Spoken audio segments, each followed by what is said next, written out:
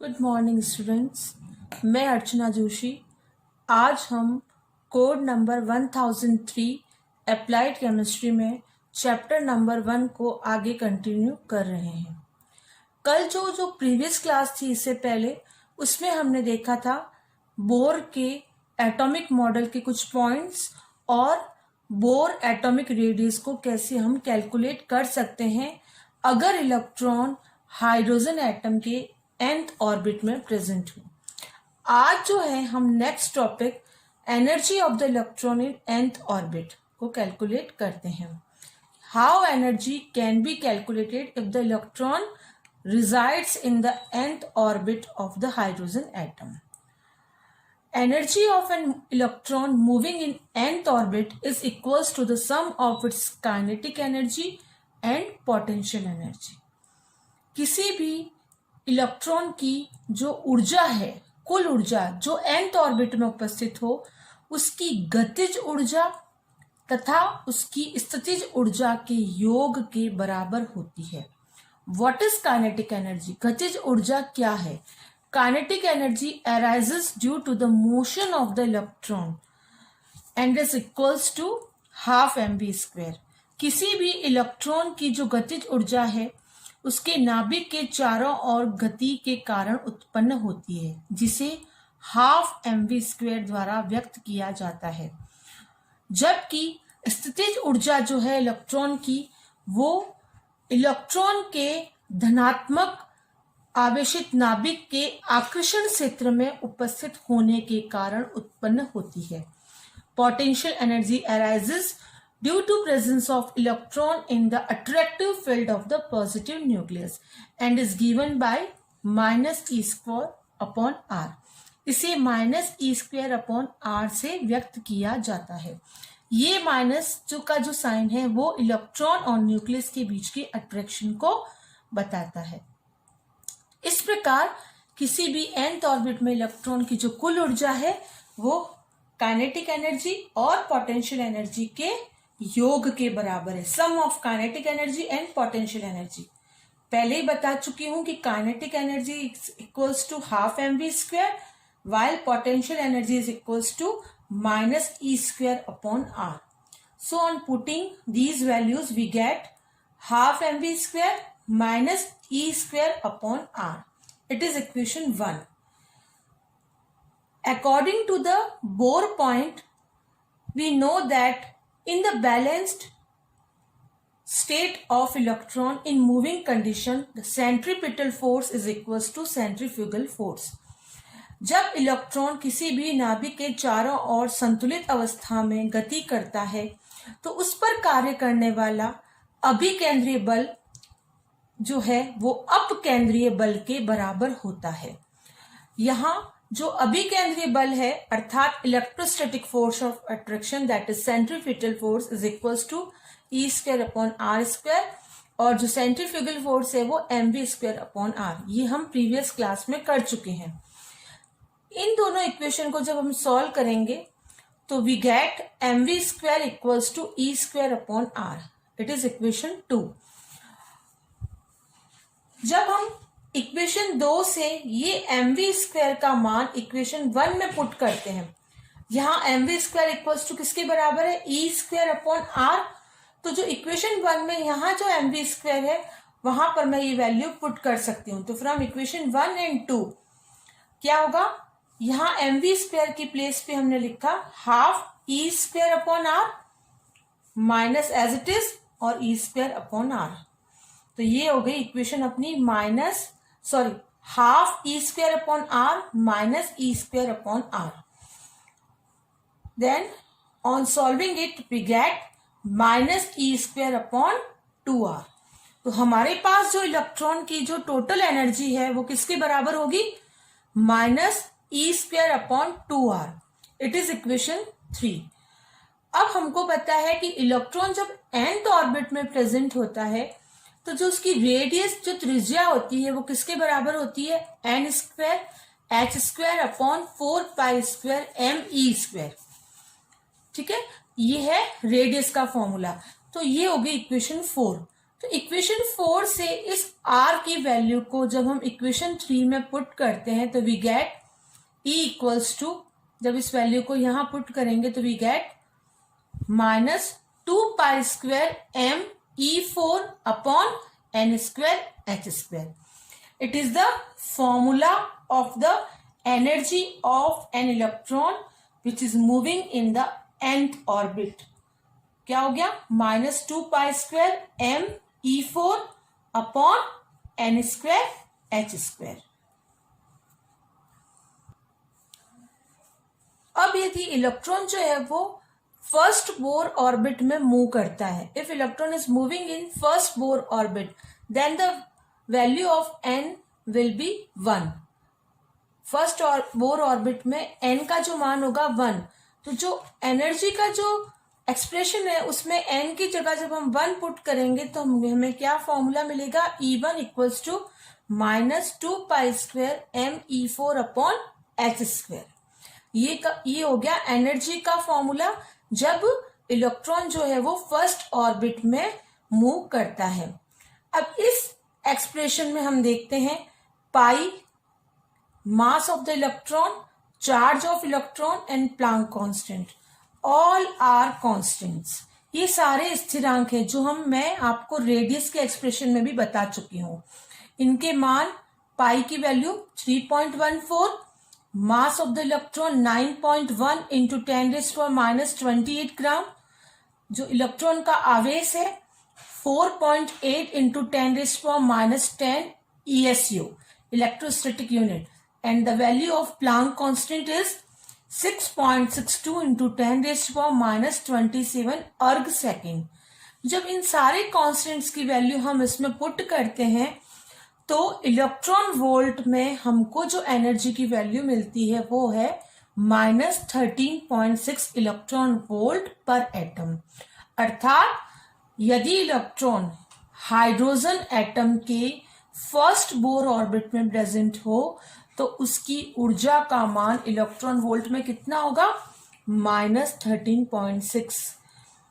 अब यदि इलेक्ट्रॉन जो है वो हाइड्रोजन एटम की nth ऑर्बिट में हो तो उसके लिए रिलेशन क्या होगा? En equals to -13.6 upon n².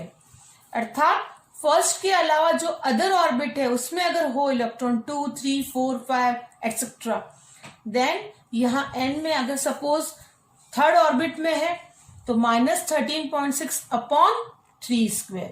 तो इसको कैलकुलेट करने पर हमें थर्ड ऑर्बिट की एनर्जी मिल जाती है.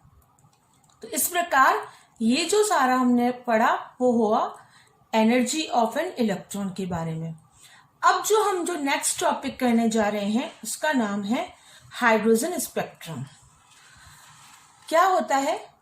जब भी हाइड्रोजन गैस में हम किसी इलेक्ट्रिक करंट को पास करते हैं निम्न दाब पर, that is at low pressure electric current is passed through the hydrogen gas, we get hydrogen spectrum. हमें हाइड्रोजन स्पेक्ट्रम प्राप्त होता है.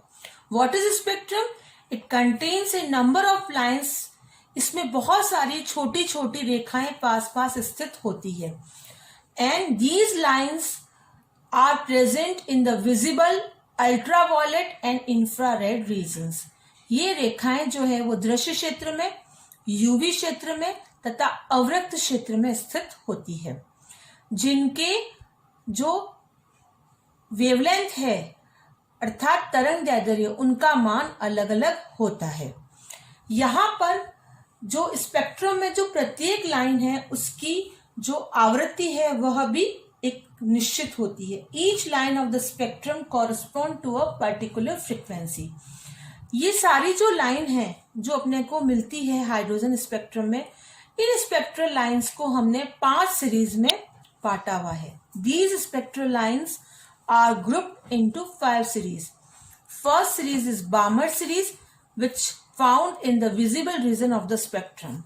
बामर श्रेणी जो स्पेक्ट्रम के दृश्य क्षेत्र में पाई जाती है. सेकेंड इज पाश्चन श्रेणी, Paschen series found in the IR region of the spectrum. Spectrum के अवरक्त क्षेत्र में पाश्चन श्रेणी. Lyman series present in the UV region of the spectrum.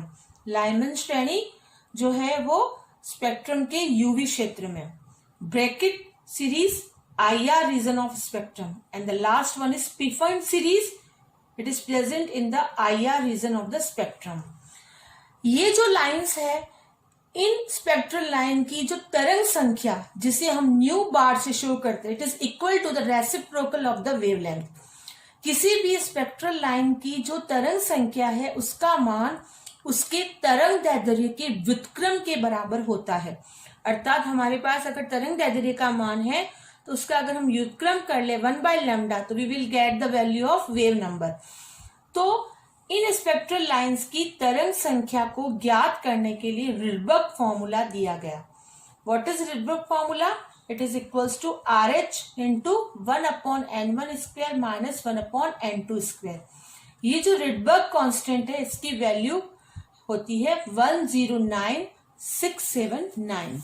Now we will discuss that how the spectral lines of hydrogen atom arise due to electronic transition. अब हम ये discuss करते हैं कि हाइड्रोजन परमाणु में कैसे इलेक्ट्रॉन के संक्रमण से स्पेक्ट्रमी रेखाएं उत्पन्न होती है। किसी भी हाइड्रोजन परमाणु में हम जानते हैं कि एक इलेक्ट्रॉन उपस्थित होता है जो नाभिक के पास उपस्थित K कोश में, अर्थात जिसके लिए मुख्य क्वांटम संख्या का मान 1 होता है, n इक्वल्स टू 1, अर्थात ये जो है वो ग्राउंड स्टेट होती है, निम्न ऊर्जा अवस्था उसमें रहता है। जब हम हाइड्रोजन गैस के किसी सैंपल को ऊर्जा प्रदान करते हैं, that is energy supplied to the sample of hydrogen gas, तो इसके अंदर जो इंडिविजुअल एटम्स होते हैं हाइड्रोजन गैस में, वो अलग अलग मात्रा में डिफरेंट अमाउंट ऑफ एनर्जी को अवशोषित करते हैं, जिससे इलेक्ट्रॉन की अलग अलग उच्च ऊर्जा स्तरों में शिफ्टिंग होती है। अर्थात क्या होगा? Individual atoms absorb different amount of energy and results in the shifting of electron to different higher energy levels. That means n equals to 2, 3, 4, 5 etc. चूंकि हम जानते हैं कि ये जो उच्च ऊर्जा स्तर है इसमें इलेक्ट्रॉन जो होते हैं वो अस्थायी होते हैं। ये उच्च ऊर्जा स्तरों की ऊर्जा अत्यधिक होने के कारण ये अवस्था जो है वो स्थायी नहीं होती है। The electrons in higher energy levels are unstable, so they revert to the lower energy level, अर्थात वे निम्न ऊर्जा स्तर में वापस जंप करते हैं, जिससे इस प्रक्रम में, अर्थात due to reverting of electron from the higher energy level to the lower energy level, energy is emitted in the form of line spectrum having various lines of particular frequency. अर्थात हमने क्या बताया कि इलेक्ट्रॉन जो है वो अभी आधी अवस्था में है, n इक्वल्स टू 1 में। वहां से जब उसने एनर्जी को एब्सॉर्ब किया तो वो उच्च ऊर्जा स्तरों में चला गया, 2, 3, 4, 5, 6 एक्सेट्रा। जब वो इलेक्ट्रॉन, चूंकि उच्च ऊर्जा स्तर अस्थायी है, जब वो वापस अपनी लोअर एनर्जी लेवल में आता है तो अपनी जो ऊर्जा है उसे वह रेखीय स्पेक्ट्रम के रूप में उत्सर्जित करता है, जिसमें एक निश्चित आवृत्ति की बहुत सी रेखाएं उपस्थित होती है। इन संक्रमणों के द्वारा हम रिडबर्ग फॉर्मूले में n1 और n2 के मान को ज्ञात कर सकते हैं। कैसे? ये डायग्रामेटिकली मैं आपको बता रही हूं। जैसे सपोज हमारे पास ये है n1, n की वैल्यू यहां पर 1 है, अर्थात ये ग्राउंड स्टेट है जिसमें इलेक्ट्रॉन जो है वो न्यूक्लियस के पास K शेल में स्थित है। ये है 2, उससे हायर एनर्जी लेवल 3, 4, 5, 6, 7, यहां तक ये एनर्जी लेवल हमने शो किए हैं। जब भी इलेक्ट्रॉन जो है यहां 1 से सपोज 2 में गया, 3 में गया, 4 में गया, 5 में गया, 6 में गया, 7 में, मतलब क्या हो गया? 1 से इसने जंप किया 7 तक, तो वापस जब वो अपनी ओरिजिनल स्टेट में आएगा तो 7 से 1 में, 6 से 1 में, 5 से 1 में, 4 से 1 में, 3 से 1 में, 2 से 1 में। तो इन सब केस में हमें जो स्पेक्ट्रल लाइंस मिलेगी, उन स्पेक्ट्रल लाइन से हमें लाइमन सीरीज प्राप्त होती है। अर्थात due to transition of electron from the higher energy state to the one, we will get Lyman series which is found in the UV spectra. ठीक है, यूवी रीजन में ये होती है। तो यहां पर इस ट्रांजिशन में हमेशा N1 का मान तो रहेगा 1। लाइमन सीरीज के लिए अगर अपन कोई भी कैलकुलेशन करेंगे फ्रीक्वेंसी वेवलेंथ की, तो उसके लिए N1 की वैल्यू हमेशा क्या रहेगी 1, और N2 की value will be equals to N1 plus 1, N1 plus 1 comma N1 plus 2, N1 plus 3, अर्थात 1 प्लस 1 होगा, 2 से 1 में आ रहा है तो भी लाइमन सीरीज, अगर वो 3 से 1 में आ रहा है तो यहां पर N1 की वैल्यू अगर 1 है तो यहां N2 की वैल्यू 3 हो जाएगी। 4 से 1 में आ रहा है तो N1 will be always constant that is 1, और 4 से आ रहा है तो N2 यहां पर 4 हो जाएगा। तो इस प्रकार यहां N1 और N2 की वैल्यू फिक्स होती है इस ट्रांजिशन में लाइमन सीरीज के लिए। सेकेंड सीरीज हम देखते हैं बामर सीरीज। बामर सीरीज के लिए इलेक्ट्रॉन जो है वो यहां पर कौन से में प्रेजेंट होता है, n इक्वल्स टू 2 में, अर्थात इसके लिए N1 की वैल्यू होगी 2, और इलेक्ट्रॉन जो है यहाँ 3 से 2 में, 4 से 2 में, 5 से 2 में, 6 से 2 में और 7 से 2 में जंप करता है।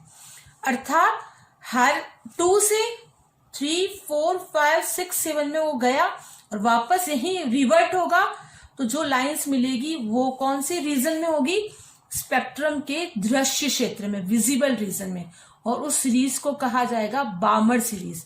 अर्थात बामर सीरीज के लिए N1 का मान होगा 2, जबकि N2 की वैल्यू वेरी करेगी, 3 भी हो सकती है, 4 भी हो सकती है, 5 भी हो सकती है, 6 भी हो सकती है और 7 की। Third one is Paschen.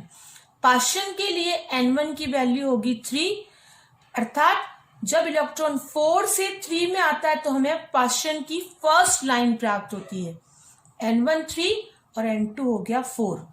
और पाशन की जो सेकेंड लाइन हमें कैसे मिलेगी, यदि इलेक्ट्रॉन रिवर्स फ्रॉम 5 to 3, मतलब 3 क्या हो गया इसके लिए N1 की वैल्यू और 5 हो गई इसके N2 की value, and so on. Similarly जो फोर्थ वन है वो ब्रैकेट है। ब्रैकेट के लिए N1 की वैल्यू 4 होगी और इसके लिए जो N2 की वैल्यूज होगी वो हो सकती है 5, 6, 7, 5 से 4 में, 6 से 4 में, 7 से 4 में। Similarly, last one is P-Fund series which is found in the IR region of the spectrum. P-Fund series के लिए जो N1 की वैल्यू होगी it will be 5 and N2 will be 6, 7 etc. इस प्रकार ये हमें डिफरेंट इलेक्ट्रॉनिक ट्रांजिशन को बताता है। इस प्रकार इसे हम टेबुलर फॉर्म से बता सकते हैं। इस टेबुलर फॉर्म में सीरीज ऑफ लाइंस, यहां पर ये बता रहा है कि इलेक्ट्रॉन जो है वो किस एनर्जी लेवल से जंप करता है। Electron jumps from energy level with N2, ये N1 की वैल्यू, ये N2 की वैल्यू, और ये कौन सा स्पेक्ट्रल रीजन होगा। First one is Lyman series. पहले ही बता चुकी हूं कि लाइमन सीरीज में हमेशा इलेक्ट्रॉन जो है वो उसके लिए N1 की वैल्यू क्या होगी 1, और इसमें जो इलेक्ट्रॉन है वो जो हायर एनर्जी लेवल है वो कौन सा होता है N2। तो यहाँ पर इलेक्ट्रॉन 2 से भी 1 में आ सकता है, 3 से भी, 4 एक्सेट्रा। तो इस प्रकार N1 हमेशा लाइमन सीरीज के लिए 1 होगा और N2 की वैल्यू क्या होगी यहाँ पे 2, 3, 4, ये यूवी रीजन में। सिमिलरली बामर सीरीज है तो बामर सीरीज में यहाँ पर क्या होगा कि N1 की वैल्यू 2 और N2 की जो वैल्यू होगी वो क्या होगी, इसमें अपन बता चुके हैं N1 प्लस 1, अर्थात एक N1 से 1 ज्यादा, 2 ज्यादा, 3 ज्यादा, तो क्या होगा 3, 4, 5 एक्सेट्रा। और ये हमेशा स्पेक्ट्रल रीजन के विजिबल में मिलता है। पार्शियल सीरीज के लिए N1 की वैल्यू 3 और N2 की वैल्यू वही +1 +2 करे तो 4, 5, 6 एक्सेट्रा। ये नियर IR रीजन में मिलती है। जो ब्रैकेट सीरीज है उसके लिए N1 की वैल्यू 4, जबकि N2 की वैल्यू होगी इसके लिए वही +1 +2 में 5, 6, 7 एक्सेट्रा। ये फार IR रीजन में मिलती है। Last one is P-Fund series. इसके लिए n1 की वैल्यू 5 है और यहाँ पर हमें जो n2 की वैल्यू होगी वो क्या होगी, +1 +2 करें तो 6, 7, 8 एक्सेट्रा। ये फॉर IR रीजन में। तो इस प्रकार यदि हमारे पास कोई क्वेश्चन है जिसमें हमें किसी स्पेक्ट्रल लाइन की जो है वो वेव नंबर कैलकुलेट करनी है, तो उसके लिए हमें जो है ये फॉर्मूला मैं आपको पहले ही बता चुकी हूं, जिसमें हमने 1/n1² माइनस 1/n2²।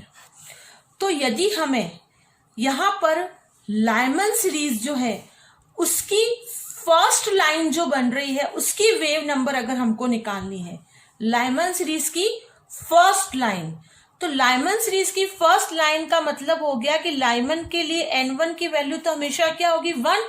और उसकी फर्स्ट लाइन कब बनती है, यदि इलेक्ट्रॉन क्या होगा 2 से 1 में आता है तो फर्स्ट लाइन। सेकेंड लाइन कब बनेगी, जब वो 3 से 1 में आता है। तो मैंने बोला कि फर्स्ट लाइन की आपको वेव नंबर कैलकुलेट करनी है। तो वेव नंबर अगर आपको फर्स्ट लाइन की कैलकुलेट करनी है तो उसके लिए आप क्या वैल्यू पुट करेंगे, 1, ये हो जाएगा 1² और ये हो जाएगा 2²। तो इस प्रकार इसको हम सॉल्व कर सकते हैं। 109,678 और यहां पर आ जाएगा 4 माइनस 1, 109,678 3/4। इसे जब हम सॉल्व करेंगे तो we will get the wave number of the first line of the Lyman series. इसी प्रकार यदि आपको कोई भी सीरीज की वेव नंबर कैलकुलेट करनी है, जैसे बामर की वो कहता है सेकेंड लाइन, तो बामर सीरीज के लिए अब आपको पता है कि बामर सीरीज में n1 हमेशा क्या होगा 2, और उसकी सेकेंड लाइन के लिए वो बोल रहा है। तो सेकेंड लाइन मतलब बामर सीरीज में फर्स्ट लाइन कब मिलेगी, जब वो 3 से 2 में आएगा, और सेकेंड लाइन कब मिलेगी, जब वो 4 से 2 में आएगा। तो इस केस में n1 आपका होगा बामर सीरीज के लिए 2 और सेकेंड लाइन के लिए यहाँ n2 की वैल्यू अपन 4 पुट करेंगे। इसी तरह से इस फॉर्मूले में वैल्यूज को रख के we can calculate the corresponding wave number. Okay.